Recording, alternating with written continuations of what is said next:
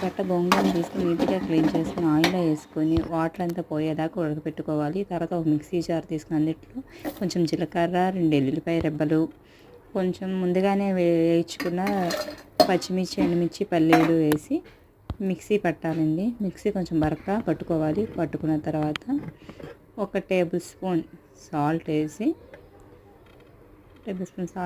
మెత్తగా mixie పట్టాలండి. Paste అయ్యేలా పట్టిన తర్వాత ముందుగా మగ్గపెట్టుకున్న మొత్తం కడాయిలో ఉన్న గోంగూర మొత్తాన్ని మిక్సీ జార్లోకి వేసుకొని గోంగూర మొత్తాన్ని వేసుకోవాలండి. చల్లార్చుకోవాలి. ముందు మగ్గపెట్టుకున్న తర్వాత ఆ గోంగూర మొత్తాన్ని మిక్సీ జార్లో వేసుకొని ఒకసారి ఫైన్ పేస్ట్ చేసుకోవాలండి. మరీ మెత్తగా కాదు, వెనక్కి తిప్పుకొని ఒకసారి పేస్ట్ చేసుకొని దాన్ని మిక్సీలో పేస్ట్ చేసుకున్న తర్వాత మిక్సీలోంచి ఒక గిన్నెలోకి తీసుకొని ఒక చిన్న సైజు ఉల్లిపాయని చిన్న చిన్న ముక్కలుగా కట్ చేసుకుని దాంట్లో వేసుకోవాలి.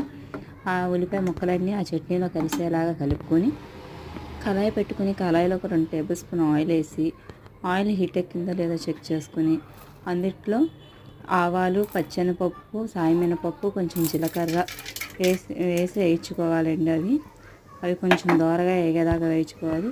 అవి వేగిన తర్వాత 2 ఎండుమిర్చి చీల్చుకొని వేసుకోవాలి. 2 ఎండుమిర్చి అవి కూడా ఎండుమిర్చి కూడా వేగిన తర్వాత కరివేపాకు వేసుకోవాలండి. కరివేపాకు వేసుకొని పోపు అంతా బాగా వేగిన తర్వాత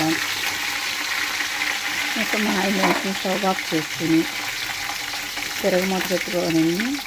తాలింపులన్నీ వేగిన తర్వాత స్టవ్ ఆఫ్ చేసుకొని చట్నీలో వేసుకొని తిరగమాత పెట్టుకొని చట్నీలో మొత్తం ఆయిల్ ఇది మొత్తం కలిసేదాకా కలుపుకోవాలి.